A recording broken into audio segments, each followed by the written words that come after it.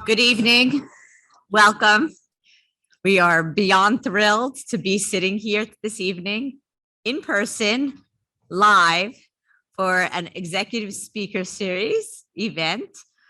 This is hosted by our MBA and graduate programs office, but as we can see from our huge crowd this evening, we have members from all parts of the university, both undergraduate and graduate here, and we would love to welcome all of you.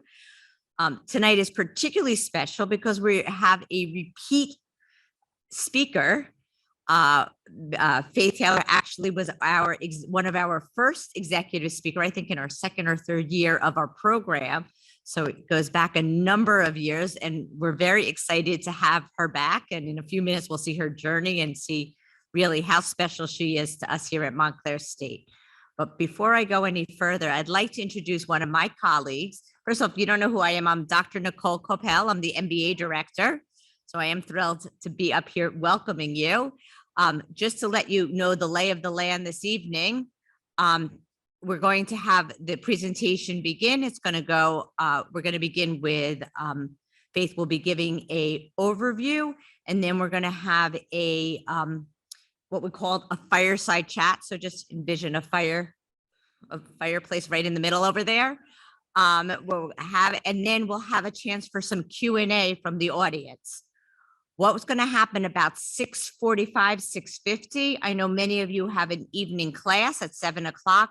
So for those students, if you'd like to leave at that point, we'll give you a polite time to walk out with your belongings. But if you want, we'll open it up after. We'll stick around for maybe another 10 minutes after that for a little bit more intimate Q&A. So feel free to stick around for the extra Q&A if you're available and are interested. Otherwise, you'll feel free to exit at the appropriate time. So before I go any further, I'd like to invite up my colleague, Dr. Mark Kay from our Department of Marketing, who will give an official welcome and introduction to our speaker this evening.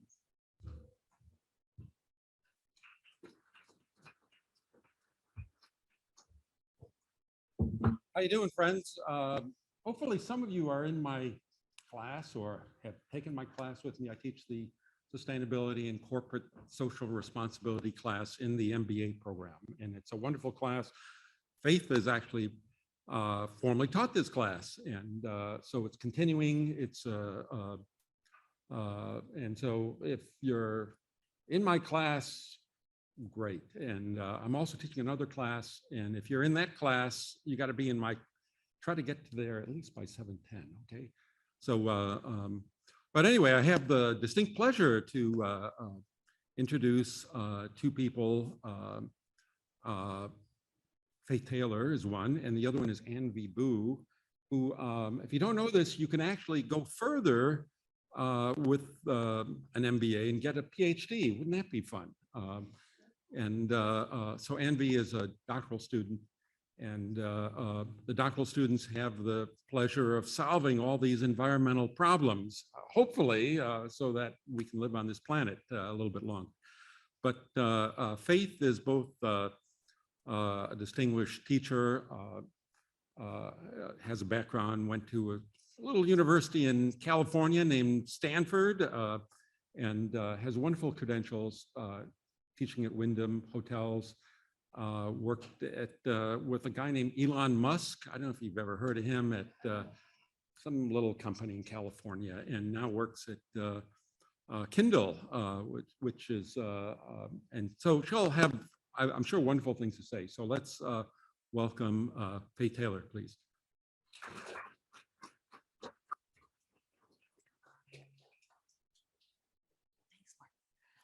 Hey, everybody. Welcome. I'm very, very happy to be here. I love Montclair State. I live in West Orange, New Jersey.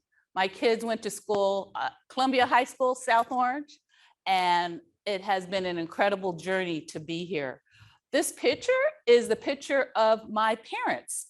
My father's African American, my mother Japanese. I was born in Japan, military brat. I was born in Japan, and my first language was Japanese. And when we came to the United States, I had to learn English. And I know a lot of the students here have a similar background, right? Where you come to this country and maybe your first language isn't English, but you have incredible opportunity. And so my father would tell me before my feet could touch the ground that you have the best of both worlds. And today, so many people, we're a country of so many people of different backgrounds. And that richness is why we are who we are today. So I love to start off with, I have the best of both worlds. And when I taught here, I love seeing students like me. And I love seeing students who, had to work really hard and have a second job. I used to help my mom clean houses. And I remember when I got into Stanford, the woman whose house we cleaned asked her, how did she get into that school? And I was like, well, because I worked really hard, I helped my mom, and I was able to get an education. So that's why I'm here, because I love what you represent, the opportunity that you have being here. And I know, having sat in your chair, what you can do. And that's really important to understand and see. So what is my journey? Well, my journey began, as I said, I was born in Fukuoka. And then I grew up in Washington State, the Pacific Northwest. And I was really blessed to grow up there because on that military base with all the kids, everybody was We Are the World. Spanish, Irish, Japanese, and Black. I mean, it was on a military base, kids were all different nationalities. I was able to graduate from high school there, and I was very fortunate that I got into Stanford. In fact, I wasn't going to apply, but my counselor said, why not? And you're going to hear a lot of my story about why not. If you don't even try, you are saying no. So try anyway. That's what I learned. And sometimes they say yes. And you're like, wow, okay, let's go for it. So when I was able to go to Stanford, which was a great experience, I got to work. It was what was really great during that time, with various companies around the California area, and then decided to go ahead and get my MBA from Wharton. So I was very fortunate. Worked for 2 years, went to school there. And I actually was a marketing major. And Wharton was known as a finance school. And I'll never forget, I was like, this is really hard because they made you do all this financial modeling, et cetera, and so forth. But it was great discipline to learn the financials associated with marketing. It's really helped over the years. And from there, I actually was on the West Coast, I'm at East Coast, and I decided I was going to move back to California. I had an opportunity to work at Apple Computer, but I said, you know what, I want to try something different. And I went and worked for Time Inc. at Sports Illustrated and People Magazine. And what did that mean? Well, I met my husband, and within 2 years, we got married. And during that time, I was able to work at Avon, which was ding dong. And I thought it was not a sales rep, but they had a marketing group, and it was brand marketing, where you learned how to take an idea on paper and make it into a product that was sold through representatives around the world. So that piece of jewelry or that fragrance or that piece of luggage was on a piece of paper, you manufactured it, you actually gave it to a sales representative who sold it to customers, and then you actually ran and understood the profit and loss of that, and you had to do that every 2 weeks. Well, what an incredible experience, because that taught me how to take an idea from paper to market. And that's actually helped me to have the job that I have today. So that experience, while I was going through that and I was traveling all over the world, I was getting more and more responsibility. I had children, and my son Jordan, my daughter Kiyomi, and I was traveling all over the world. My husband's in finance, and I decided to get off the track. What does that mean? Well, for a lot of women, I decided that I was going to stay home with my kids. Okay. And that's a big dilemma back then, because when you did that, people said, well, you're never going to get ahead in life, right? You're going to be held back. You're going to lose all this time. It was the best thing I did. And my husband kept working. He was on Wall Street, but the opportunity that gave me was that I was able to be with my children when they were very small, but I was also able to do consulting projects on the side. And those consulting projects that I was able to have the opportunity to work on things like, you might have heard of Cory Booker. I got to work on his mayoral campaign here right in Newark, New Jersey. I got to help a little Crunch and Munch brand develop their popcorn strategy, all using that marketing background that I had. And I did that for over 5 years. My kids were big enough, or maybe 6.5, 7 years. Kids were big enough, and it was like, it's time for you to go back to work, mommy. They're like, you're killing us. So I got a call from what it's called back there in Ramada. Has anybody heard the hotel brand called Ramada? So this hotel brand, I got a call and they said, would you consider working for us? And I said, doing what? They said, well, we're not making money. This hotel is not making money. Will you help us to make money? Can you turn it around? I said, sure, that sounds like brand marketing to me. So I started working for them right here in Parsippany, New Jersey. It was under Cindent, and they had the hotel group, they had timeshare, they had Avis Budget, they had Travel Part. It was this big, huge conglomerate. Well, I started that job, and within 2 years, we got it into the black. And then I said, you know what? I think I don't want to travel like this anymore, because I was traveling a lot. So they said, can you do product development and innovation? You see how I'm being flexible, taking opportunities, trying different things? Remember that, because even when I stand here today, what I've done has enabled me to continue to grow and move forward. So at that time, when I actually developed the product development and innovation plan, the company decided to buy Wyndham Hotels. And they needed to have a signature branded hotel and product. So I partnered with Michael Graves, and we developed new hotel prototypes, we developed products. But what I was seeing during that time was that the consumer was going green.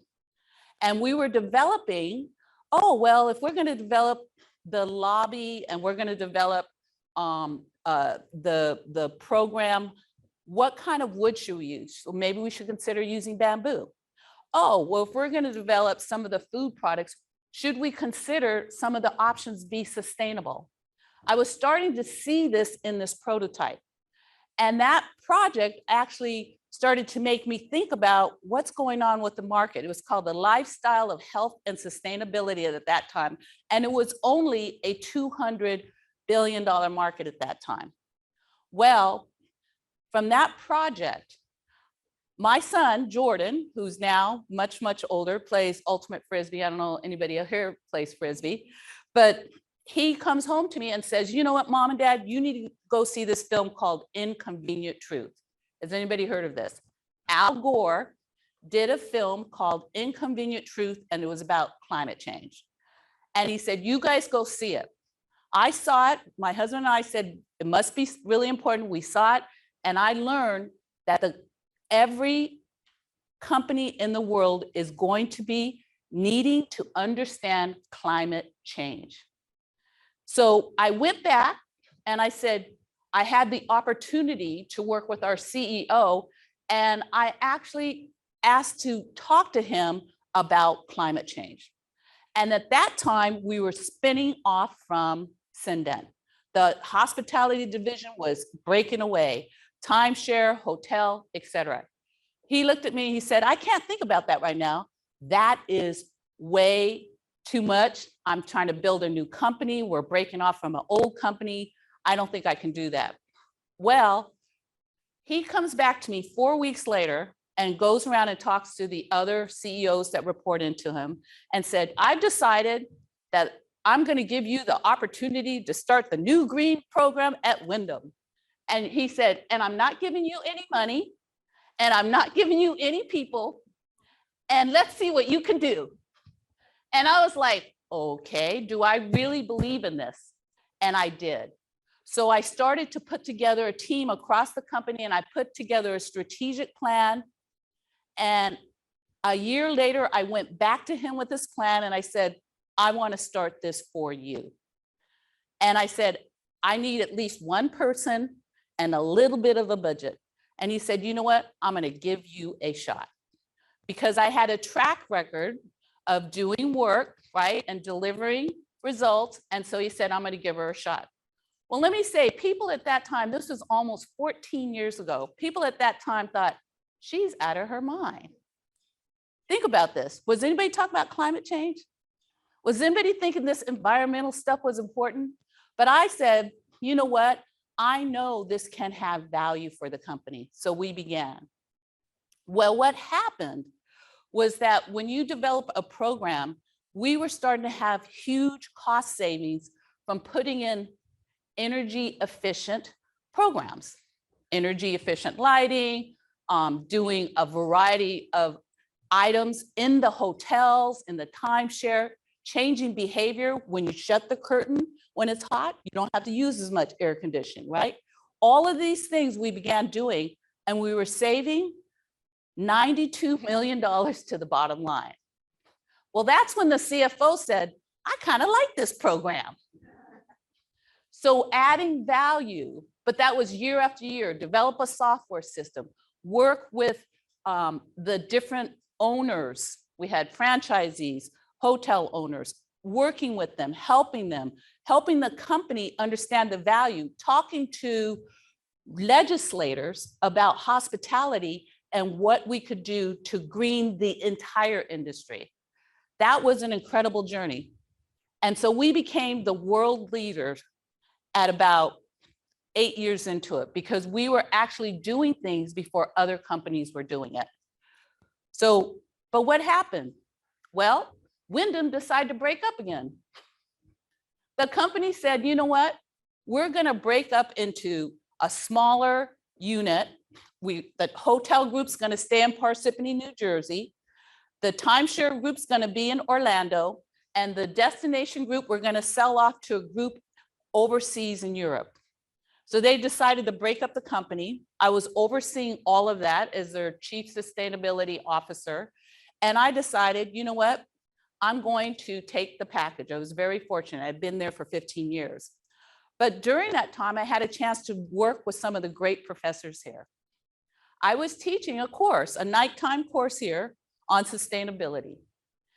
And I would do it once a quarter at night, teach a course, because I've always done that. I've always been involved with education, giving back, making sure that people understood the value of sustainability. So I was teaching that, and I mentioned to them that I'm going to leave Wyndham. Well, the dean at that time called me and said, would you consider becoming a full-time professor? And I said, should I go back and do what I always do, or should I try something new? I said, you know what? Why not try something new? You see a pattern here, right? To try things that I had not done before, but the experience more than offsets the opportunity that you will get. So I became a professor here. And I was part of the marketing team in the business school, the management team, and taught classes in sustainability, but also created a class and worked with the university as I was here. But because of my role at Wyndham, I did more than just sustainability. I was doing human trafficking. I was overseeing the foundation, the nonprofit group. I was working with the regulators to actually develop legislation. I was working at that level. And so I actually had the opportunity to work with one of your benefactors, the Felicianos, to develop a human trafficking center as part of another program for the university. And so while I was here, I was doing more than just what I would say corporate social responsibility, sustainability, marketing. I also helped to develop the human trafficking center that you have today. And lo and behold, how did I get to Tesla? Well, one of those people I worked at, remember when I said I worked at Wyndham? She became the human resource officer for Tesla. And she gave me a call. She said, Faith, would you consider coming and working for us and helping us build our program? I said, what do you mean? You're Tesla. You guys already are the most sustainable company in the world. She goes, no, we need to figure out how to get our environmental footprint. We may have sustainable products, but we have to get our environmental footprint.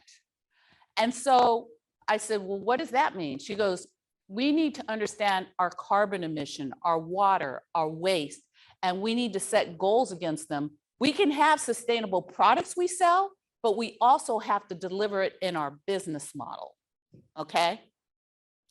And I thought about it and I said, you know what? Why not? Why not? Why not try it? So I went to Tesla and I began the process of getting their environmental footprint around the world. Well, what an experience.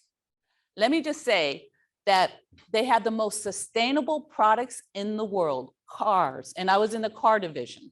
I was with Tesla, but they had not done their footprint yet, which was all the factories, how much energy, water, and waste were they generating, and how were you going to reduce that? You might be creating the most sustainable products in the world, but are those factories sustainable? Do you understand the difference?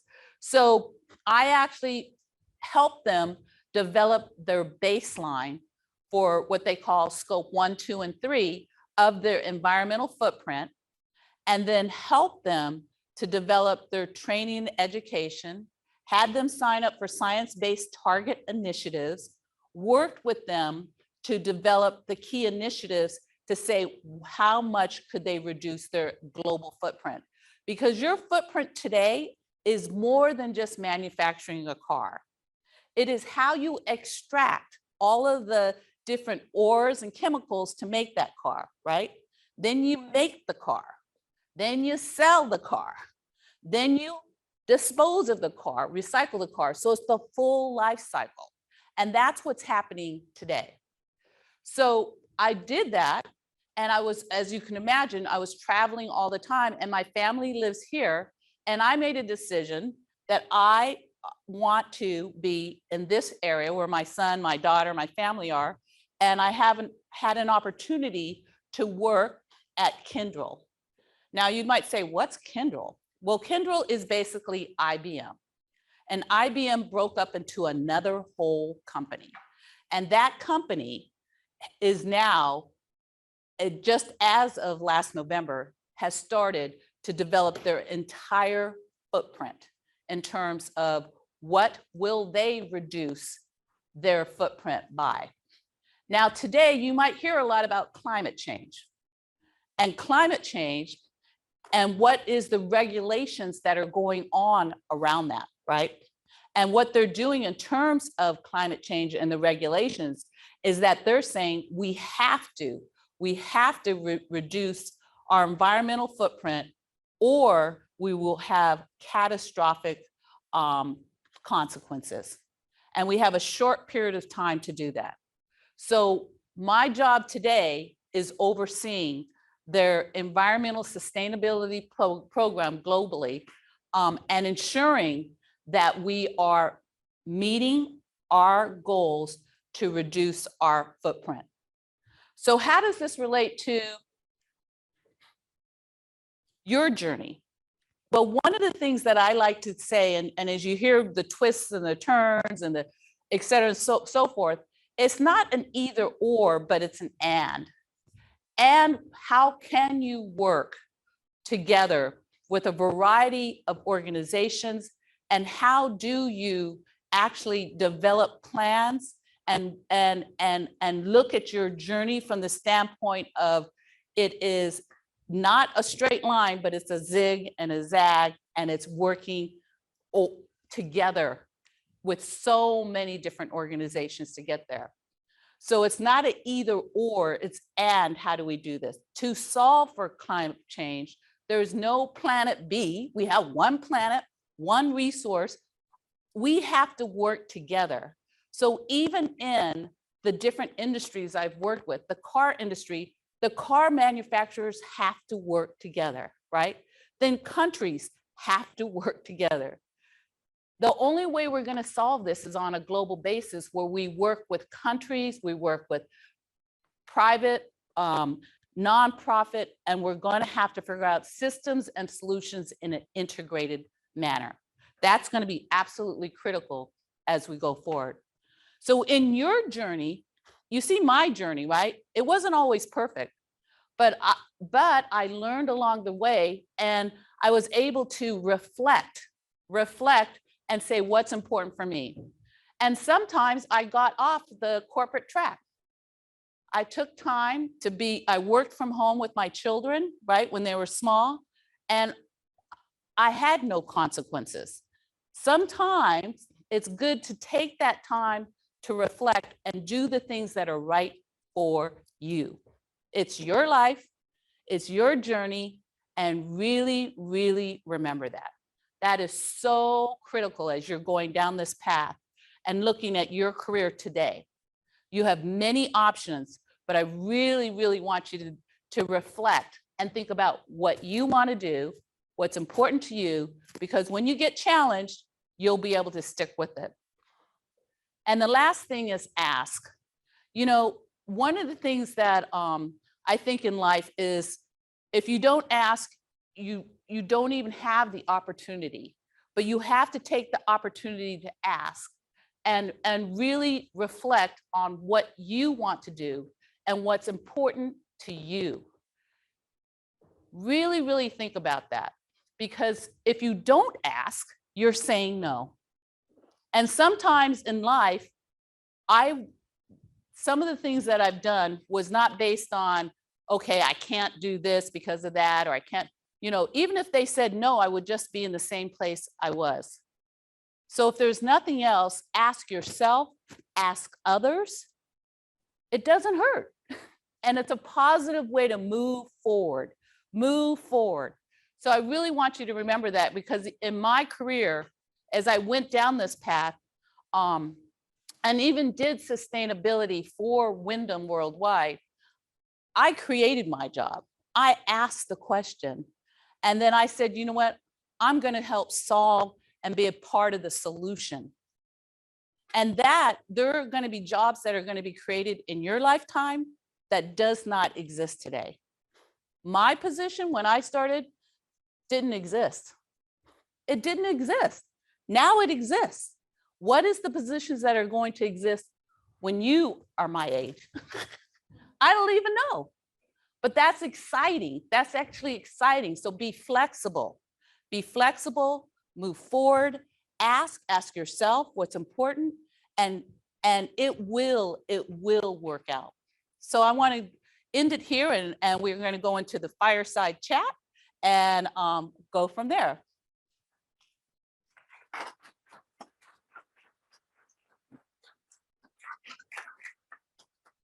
I think Annie, here comes Annie.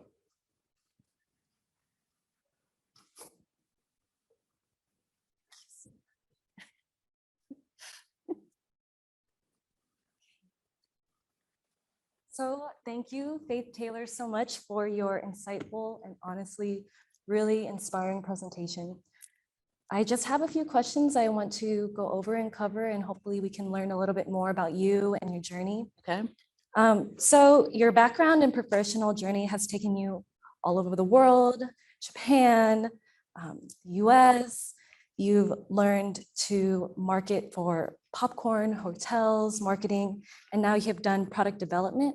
But was the transition specifically into sustainability at Wyndham difficult? And what was that driving force that made you go into the field of sustainability? Was it more of a personal interest? You did talk about that a little bit. Or was it more of the profitability in marketing? So I'm a firm believer that you need to be passionate about what you want to do.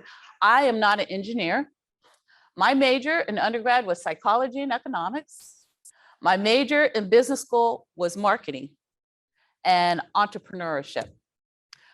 I love this area and I studied. I took many courses and would just be a student.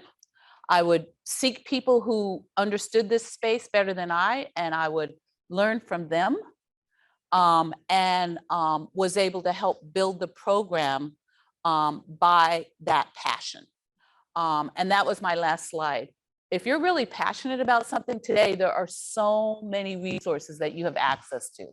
It's really important to take advantage of not only the resources you have here at Montclair State, but you have resources online like other people don't even have access to.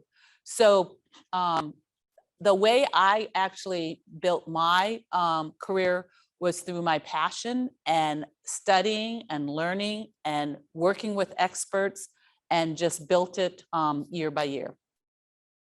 A real journey. So how would you describe your work process, your day-to-day process with your workplaces such as Kyndryl now and previous workplaces like Tesla, which is known to be more sustainable, or even before that? And when you say workplaces, you're saying Processes. work processes. So, that's really funny because every company has what I call a different structure. So you probably won't be surprised that at Tesla does not believe in levels, right? You're probably not surprised to that, right? That meetings were not to be held longer than 30 minutes. You're probably not surprised to that, right? At the same time, very entrepreneurial, and you could bring ideas forward, but there was very limited capacity in terms of budgets, right? So it was really one of what I would say probably one of the most entrepreneurial groups that I have ever worked in, and it was about getting the results in a very short period of time. But then when you looked at Wyndham, which was more of a hospitality hotel company, there was a lot more structure. There were certain ways you had to present information, versus at Tesla, you were not allowed to present a PowerPoint. It was basically, if you can't say it in 2 pages, why present it? I was like, okay, and if you were asked a question, you better know the information. So that means you had to do more of the work, right? You had to do more of the homework, because if you got asked the question and you didn't know the answer, that was not good. So it's a very different orientation than when I was at Wyndham, where it was like we had PowerPoints, we had, you know what I mean? All of the traditional way of working. There was a lot more structure. You had to present to this person, then you presented to this person, then, you know what I mean? Like all of these different layers. So it was very different in terms of the orientation. So I would say that when, you're looking at the different companies, is one better than the other? I would not say that one's better than the other, right? And the reason why I say that is that sometimes having that structure allows you to get alternative ways of thinking. You get input across the organization, which sometimes if you're launching something that affects many departments, you need to get the buy-in of all those departments. And because your program or what you're launching may not be as effective. So I found over the years that there's a balance for how much information you should share, and how do you get people to buy in, And it really is based on the culture of the organization. So I'm hoping I'm answering your question. Oh, that's really good. Thank you. Mhm. And then what about your current workplace? So so it's really funny. So Kyndryl was IBM. Everybody knows IBM, right? Old blue IBM. Broke off from IBM blue, and the color is red. And it's considering itself a startup, right? With 90,000 people and 16 billion in sales. It's a startup. You're like, ah, ha, ha, ha, that's not a startup, right? What's happening right here, though, right now, we just had a conference last week where they brought in all of the senior leaders across the entire world, which was like 600 people, to talk about we are flat, we are focused, we do not need these layers of how IBM was old blue, go up the food chain. No, if we're going to get things done, we really have to be flat, focused. And so really having discussions on how do you do that in the company. So, and it's a technology company, right? That does everything from digitization to working with the cloud is a huge component. And also cybersecurity is a huge component. So it's really a technology company, and rebuilding, literally the company is building it right now as we speak. So I'm part of the whole sustainability part. And given my background in building these types of programs, I've been brought in to build this whole part of the business. Thank you. So my next question would be, what role has frameworks or third-party organizations like the United Nations Sustainable Development Goals or B Corp, what have those things played in steering environmental social governance and reporting among corporations in your experience? So this is an evolving landscape. So let's just talk about what's happening. Climate change is real. Does anybody not believe in climate change? Let me know. We are literally watching it happen as we speak, right? Extreme weather. I mean, you can go from 30 degrees to 70, right? We're seeing that right now. What does that mean, right? So how are we managing that? And so a lot of these, what's happening on a global basis is that they're trying to develop frameworks for how do we manage it, right? So the UN Sustainable Development Goals, the 17 that were developed, was developed to give an equitable understanding of all of the issues. In addition to climate change, it's dealing with poverty, it's dealing with a variety of issues, global issues, and trying to give a framework how to do that, right? The governance of that in terms of climate change, in terms of poverty, in terms of degradation of our environment and resources is why the UN Sustainable Development Goals was developed. And even in reporting now, companies try to say, these are the sustainable development goals that I'm aligning to so that we can start to have alignment around global issues that we're continuing to see. There are other frameworks that are developing, but I truly believe that we have to figure out a way to standardize these.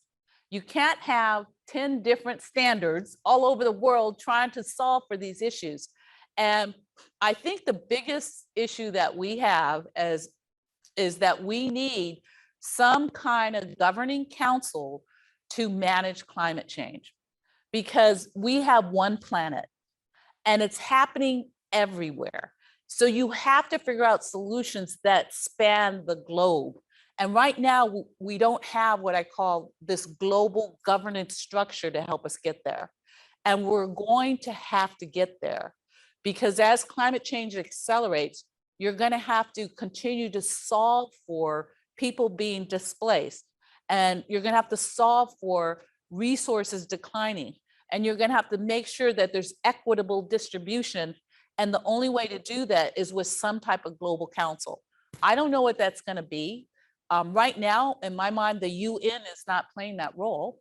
And we have so many challenges happening at the same time, but that's the only way we're going to solve for this. So when I look at all of the different frameworks. You know, there's TCFD, SASB, GRI. I could just go through all of these different frameworks. Which one should we use to be able to, from a global perspective, manage this? And we absolutely are going to need to simplify. So I'm hoping I'm answering your question in terms of these different types of frameworks, these different ways that we're using to try to solve for it. But it is, as we go through this, we're going to have to figure out some kind of governance on a global basis. Okay, great. So we're running out of time. I want to ask you a 2-for-1. So what challenges do you face as a leader advocating for sustainability and sustainable features, and how do you overcome them? And in part 2 of that question is, how do you see the world in the next 10 to 20 years? Wow. Okay. So challenges and how do I overcome them? Okay. So to me, the biggest challenge we have is resources and time. And resources, in my mind, the only way to get to this as quickly as possible is by pooling resources. So working in partnerships with companies, with investors. Investors are totally trying to make sure that they're managing their funds. Working with nonprofit groups. Really, we have to scale on collaborating and solving for the future. And so when I look at this from that standpoint, how do we do those types of programs? The other thing is from a financial standpoint, what I'm seeing in this space now is that it is understood that if we don't have guidance and frameworks, and that we will not basically be able to be sustainable. I mean, that's the bottom line. So working in partnership across all of these different sectors is going to be critical.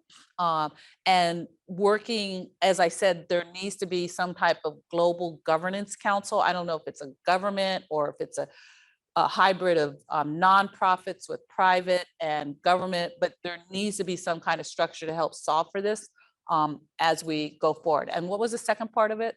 Where do you see environmental and sustainable governments in the next 10 to 20 years? Well, I truly believe we're going to have these types of councils that are going to have to solve for this, because as climate change accelerates, many people displaced, we're going to have migration, we're going to have what I call solutions on a global scale, because you're going to have certain countries without resources, certain countries with resources, and we're going to have to figure out how to manage that. I think that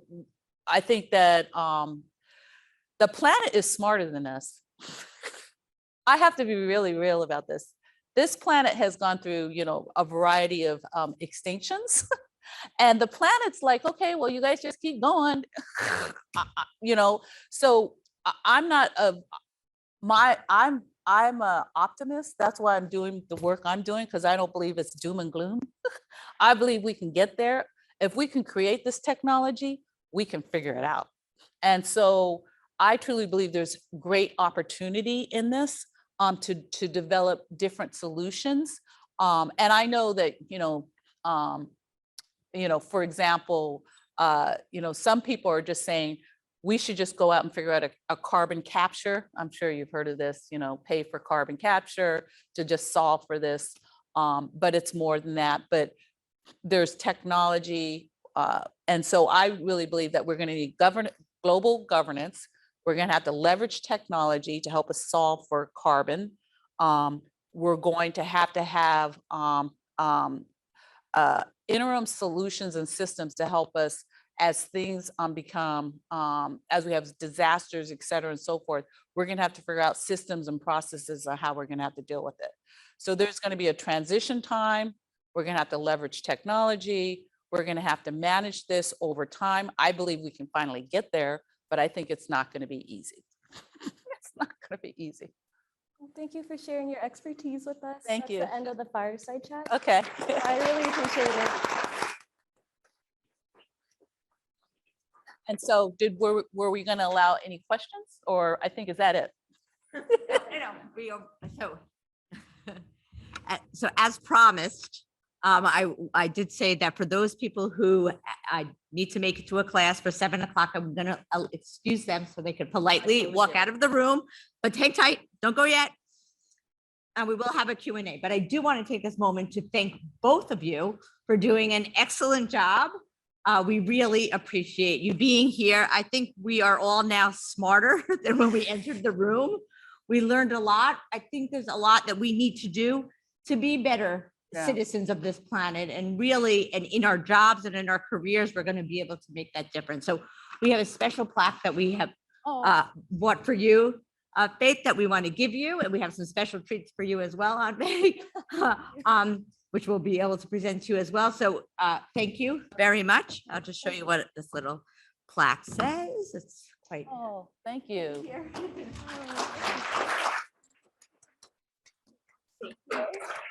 Oh, that's great. Thank you so much. So at this moment, as I said, if you need to leave, again, you could politely excuse yourself. For the rest of you, feel free to kind of move up close, and we'll definitely continue the conversation with a Q&A session. I know. I get it. It's not. Hi. Thank you. Oh, tell him I say hi. Tell Bill. I know. How's his son? Yeah. Oh yeah. Tell him I said hi. Okay. Did you want me to? Okay, definitely. After this, or? I'll get you. Okay. Okay. Thank you so much. Okay. Yeah. That's fine.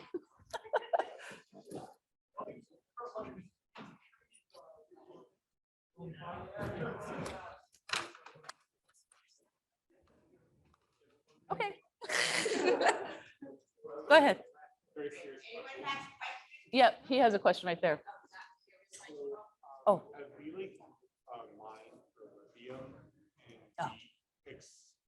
Does everybody hear this? He's talking about mining for lithium. Yep. For the Tesla battery. Yep. It's obviously not renewable. Right. So does Tesla know about that issue? Yep. Do they already taking steps to resolve that issue? Yep. So they've been looking at alternative batteries, minerals for their batteries, and they're doing R&D on that now. Yep. And it's lithium, it's cobalt, etc. It's many. Yep.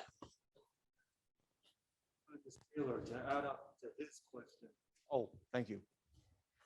All right, to add up this question to his question, I heard that Tesla's marketing department is very small, right? Oh, and Basically, Elon doesn't believe in marketing. all right. So how do you, one of the heads of marketing, manage to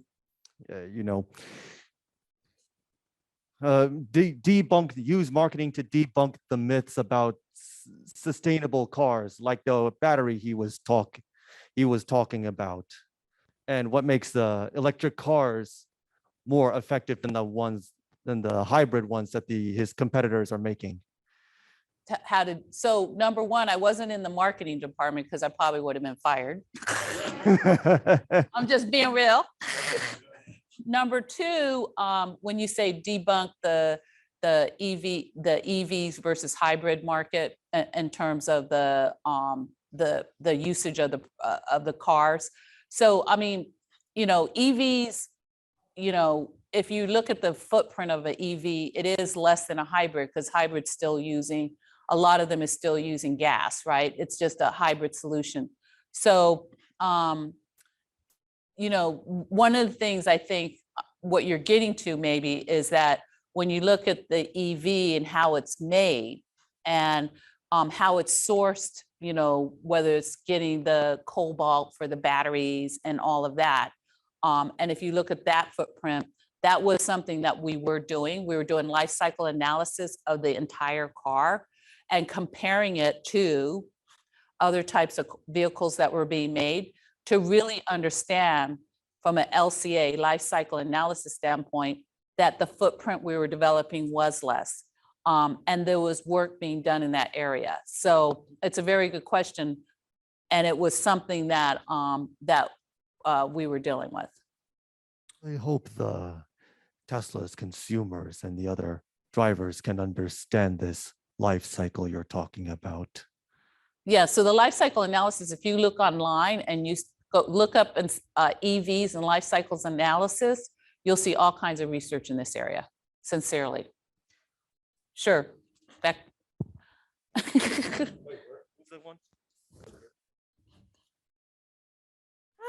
Hi. I just wanted to say I appreciated everything that you said today. It was very enlightening. Also, it helps me be more in tune with what I stand for and my beliefs. And something you said really hit home for me. You talked about basically international relations, and I feel that travel is so vital to how you view the world. And I've learned throughout my life that the only way to change the world is to change the way you experience it.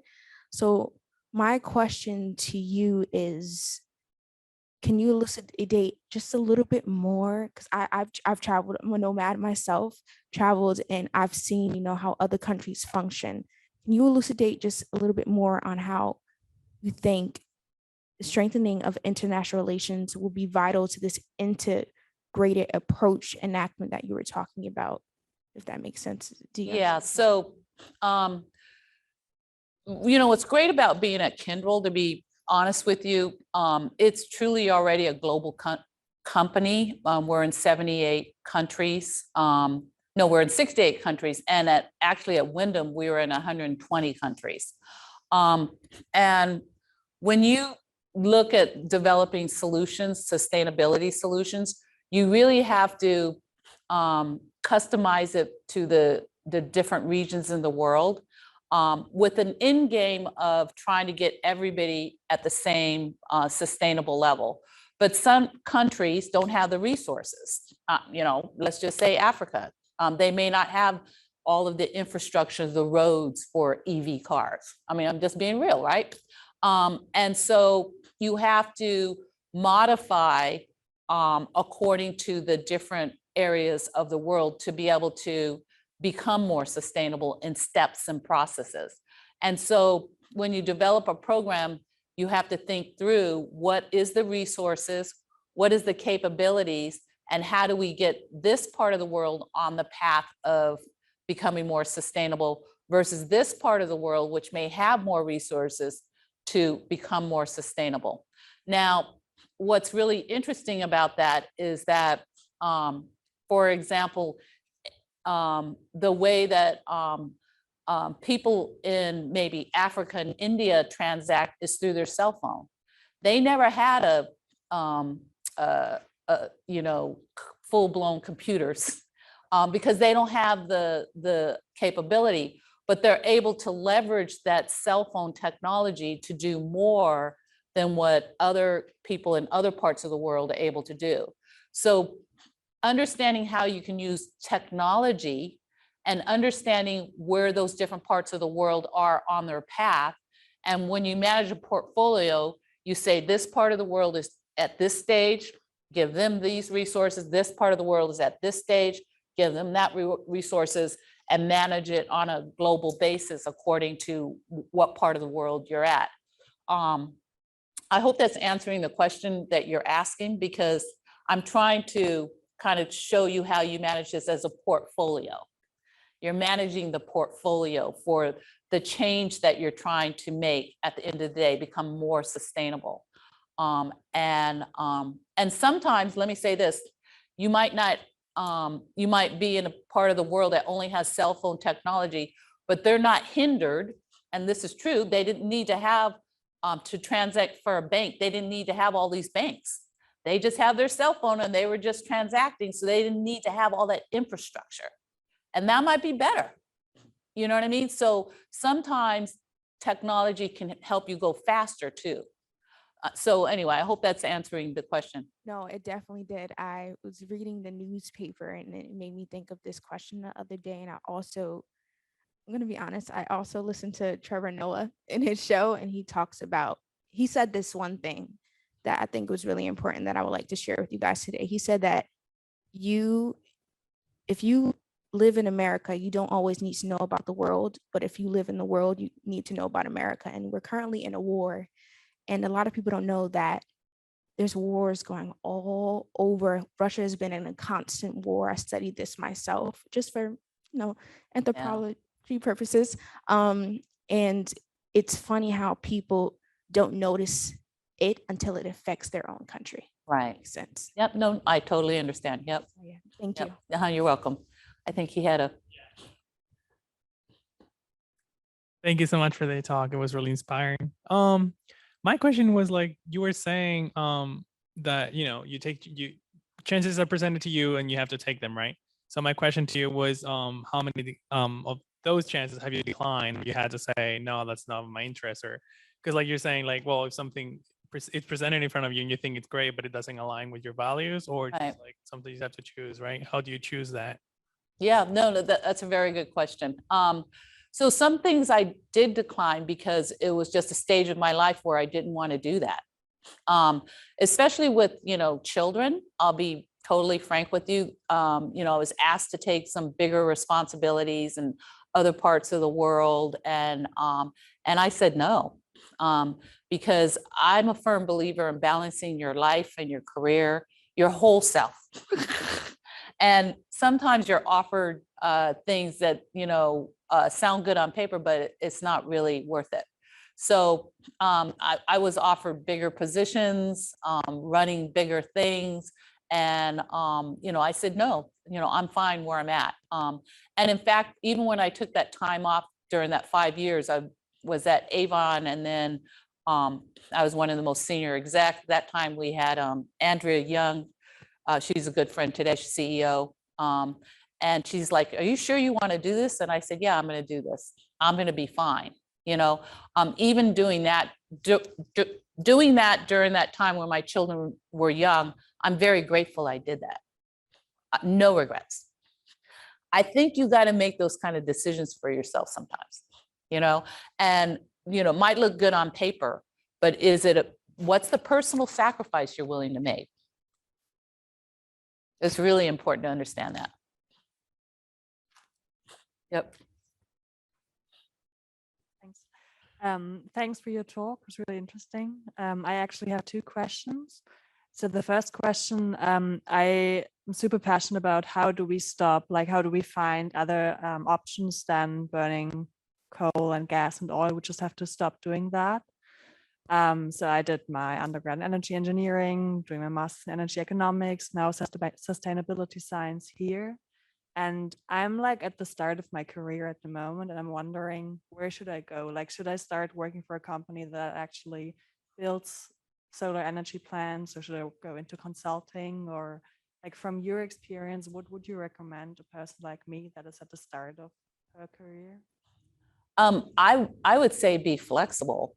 To be really honest with you, I don't think it's one path is better than the other for like, oh, you should only go work for a company that's doing sustainable solutions. Or, I think that you have to balance your personal, what you value. Number one, what do you value? Number two is understanding in the different roles that you could take. Nothing's forever. You could try to do this one for a couple years and then say, you know what, that's good, have good foundation, and then you can go to another one. I did not stay, as you saw, at one company for a long time. In fact, this is the most I've changed companies my whole life. I'm just like, I tend to stay with that company. But, I went to Tesla, and now I'm at Kyndryl, and I plan to stay with Kyndryl for a while, but, I'll be flexible. You never know in this day and age, things get bought and sold like whatever. But I think that you should really, from your standpoint, you're saying which way you should go. You should really do the research, but also understand what your values are, right? So, and when I say values is, does that company also value what you value? So if you really want to make sure that you have a good balance between your home life and your work life. And you want to maybe, they have really good education programs or work programs that will enable you to further your career. And at the same time, you're getting the work experience. You should really look at it more holistically, is what I'm trying to say. And that you're so early in your career, look at it as more of experiences where you can gain the experience, because sometimes you gain it on the client side, sometimes you know, consulting side, sometimes you gain it for being in a company that's actually doing it, right? Sometimes, look, I was here in academia for 2.5 years. Nobody would have told me that. Do you know what I mean? But it was fine. It was fine. So I'm saying really look at yourself, what your values are, and then learn from what your experience is. Nothing is forever. You're so young. You're so young. Enjoy the journey. So just start somewhere and see where. Yes, start and find, you know, really understand the group of people that you're going to associate with, and say, when it get, you know, do I like these people? Do I basically like these people? You're going to be spending a lot of time with them. If you don't like them, it's going to be miserable. Everybody's like, yes, it's true. It's true. It's so basic, but it's so true. Thanks. And the second question is actually why did you go away from academia? Like, what made you were here at Montclair State. What made you say, I choose another job and I go on and not stay here at university? Why did I leave academia? Because I wanted to do more, to be really, you know, I was doing a lot of projects on a global basis, and this was fantastic. I was able to, you know, work in the business school. I was working with the Human Trafficking Center, helping them to start that. I was also working with the Entrepreneurial Center. I wanted to do more, and I'm very passionate about what's happening in climate change, and I really wanted to be able to have a global impact. And so that's why I did that. It was my personal values of wanting to really have a global impact, because I'm very, very concerned. And so I feel like every person, do what you can. Okay. Who has a microphone? Okay. First, thank you. As an Air Force guy that was in Japan going into brand management, you have the coolest story. That's funny. What I wanted to ask was, it's kind of like a two-part question. The first one is, how similar or how different are the skill sets needed to do well in ESG versus marketing? And then when you're making decisions in your space, how do you weigh analytics versus your intuition? Oh, that's a good question. So you said ESG versus marketing. So to me, ESG is much more technical, and it's particularly the environmental side, and really doing your homework to understand what carbon is not, what scope 1, 2, 3 is, what the different methodologies for measuring, really understanding the science, and knowing how to apply it is a skill set. Currently, I'm looking for people who have that carbon skill set. That's not your normal set of skills, but you can learn it. For sure, you can learn it. But to me, that's a whole area that is very unique. In my mind, you know, that's a huge piece of it. And the second question was, so I said the skill set. How do you weigh your intuition? Oh, intuition versus versus the facts. Yeah. So that's a really good question. So I always ground myself first in understanding the facts, but I also try to balance it with forecasting. I think for me, it's about forecasting the risk, because a lot of what's happening now is understanding, okay, what systems and processes do we have in place to help mitigate carbon? but then there's an acceleration happening at the same time of disasters, of a variety of things with regards to supply chain. And so being able to, you have the facts, you sit down and you say, okay, these are the typical ways we deal with it. But now if we were to say, how do I plan for those outliers, is where that's more intuition and trying to develop those solutions around that. And I hope I'm explaining this correctly, but at the end of the day, this is accelerating so fast that there are a set of things that we can do to try to manage climate change, but then you have to say for those outliers, like if we do have, let's say, flooding, they're saying is not going to occur at this level for another 10 years, but what if it does happen in 5? So how do you manage for that risk in your portfolio, right? What are the things that you can do to harden those assets in those areas that they're saying is 10 years, maybe there will be water risk, but what would you do if it was 5 years? And that's how you, to me, that's art. It's not necessarily science. And those are the kind of things that you want to do proactively in this space, because it's continuing right now. We're not able to stop it. So you have to manage for that. I hope I'm explaining this to you correctly. Absolutely. It sounds like you get an understanding of now and the potential future so you can act preemptively. Right. And then you do scenario planning. Thank you. Mm-hmm.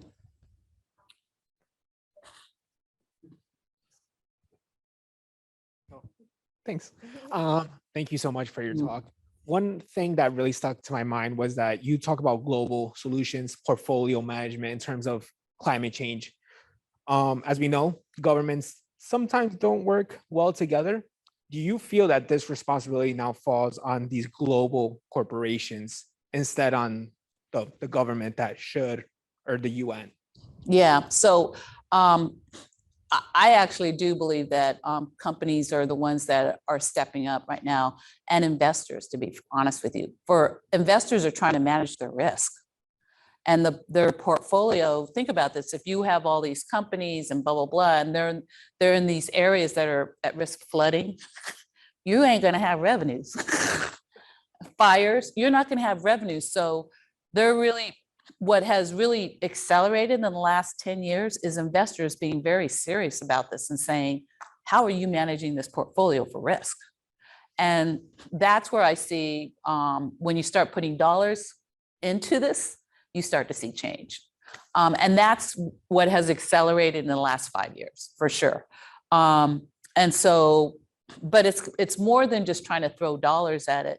You have to really have thoughtful solutions for if you have assets that you know are going to be flooded, well, how are you going to manage for that and still maintain profitability? It's not just, you know, it's actually a lot more difficult than what we're even imagining. So, but managing a portfolio like that, you can say we have so much in this risk area, we have things over here. How do we, they call it hardened assets. How do we make them more resilient in these areas? And so a proactive company is doing that right now. They're thinking like that right now before this gets to all of these accelerated storms, et cetera. That's how they're thinking. Sorry, just to add on, you think now like climate change is a sure thing? It's not something that we can like fix. Now it's like how to live. We are in climate change, yeah. So it's how you're managing your risk. We can mitigate the most extreme, but we are living through it. I mean, we are living through it, and it's going to continue unless we do some things that are really going to help us manage it. So yeah, we will live through it. We are living through it. What am I talking about? We are living through it. And you know, I'm hopeful. I'm not the doom and gloom person. Some people, you know what I mean? Like you could be like, okay, forget it. Why am I? It's over. No, I believe in hope. I believe that we can get there. If we're smart enough to create this stuff, we're smart enough to solve for it. We're smart enough, we're smart enough to solve for it. So I'm on the hope side. I'm on the hope. Okay. Thank you. Thank you so much. Faith in faith. Thank you, guys. That really was a very lively discussion. I'm glad you guys have really thoughtful questions. And again, we can't thank you enough for coming tonight. And thank you, everyone, for being here. And we'll wait for your next invitation when we have you back for a third time. Thanks, you guys.